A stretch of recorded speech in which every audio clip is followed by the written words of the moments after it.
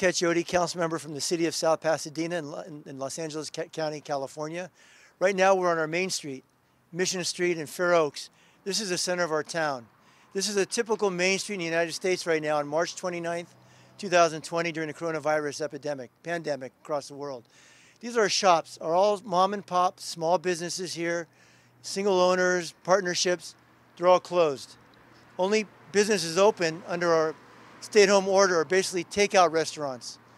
Restaurants formerly had dining, they're only surviving because they have takeout food or pickup. But all these clothing stores, home decorating, dinosaur farms, other small mom and shoe stores over there, they've been closed for 2 weeks and maybe closed for another 2 months. This is going to really damage our economy, although we've just passed an incredible CARE stimulus package Congress, the president just signed. That'll last maybe a month or so. The problem is what happens is it goes on like it did in China or Europe for many, many weeks. Can these people pay their rent? Can the owner of the building pay his mortgage or her mortgage? We're not sure. Right now it's hurting our economy. We know long term we can get over this. It'll bounce back as our economy, China's always has. But in the short term, how many of these mom and pop small businesses, which are the backbone of the American economy, the European economy, the world economy, are they going to go out of business for good? We don't know. So long term, we think we can get over this. We think in the short term, a lot of these small businesses are going to go out of business and hurt the economy. Today we're at the South Pasadena Library in what was a historic part of downtown South Pasadena, founded in 1888, right after Pasadena, when the railroads came through Southern California all the way through the United States. But there's a question of President's comments regarding the coronavirus and describing it as a China flu, and whether that's had an impact on some maybe recent increases on crimes involving against Asian Americans. Our country's a country of immigrants. My grandparents came over here in the 1920s from Italy. The mayor is going to speak in a moment. His family came over from China many years ago. We're both third-generation immigrants. I think the president's comments might have been insensitive at the time, not intentional.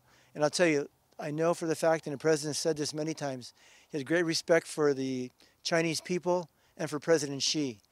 But unfortunately in the United States, there are some people that are extremists and might have taken the president's comments the wrong way.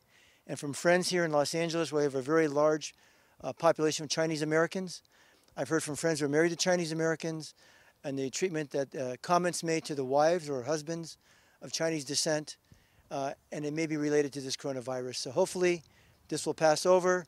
Comments may be at the most insensitive, but I think the president now has indicated his full support for the Chinese people and his great admiration for what President Xi is doing in this. There's been a question asked to President Trump, how is his performance in response to the coronavirus that's hit the United States a couple months ago?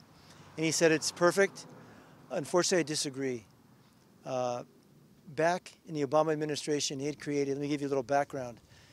Back in 2016 or so, they created a directorate in national security called Director for Global Health, Security, and Biodefense.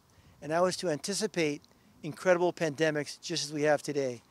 Unfortunately, back in 2018, Mr. Trump closed that office. His administration did. What's interesting is in January of last year through August of 2019, still people in the administration, Health and Human Services, some states, health experts, epidemiologists, conducted exercises involving a coronavirus type of outbreak just like this in the world. Finished in August 2019. Unfortunately, as this virus hit, Mr. Trump was involved in impeachment proceedings and trials. So his focus was on something else. So when you rate the president's performance, as you do anybody in your job, you can say it's excellent, outstanding, good, fair, poor, or failed. The first couple of weeks, Mr. Trump failed. Even his national epidemiologist, Mr. Anthony Fauci, the doctor who's been there for 30 years, said we failed on rolling out the tests. Back in March 4th at a city council meeting in South Pasadena, I asked our firefighters and police on the front lines of public safety, how many tests do we have in Southern California? 10 million people, LA County. He told me, Mike, we've only got 100 tests for 10 million people. How can you determine who's got the coronavirus or not? 2 weeks later, I asked him, he said, Mike, those 100 tests were all bad. We've only got a few thousand tests now. So if we start testing people in Los Angeles County, as you probably heard on the news, another nearly 400 people, because we're starting to finally test after weeks and weeks of not testing. We didn't have kits. They were ill-prepared, unfunded, and not coordinated. That's the failure.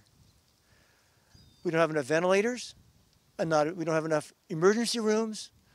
The governor of New York, the mayor of New York City says, after next week, I don't have enough equipment for my nurses and my doctors. I don't have enough ventilators. That's what governors throughout the country are saying now. As this hits, why weren't we prepared? And it goes to the top.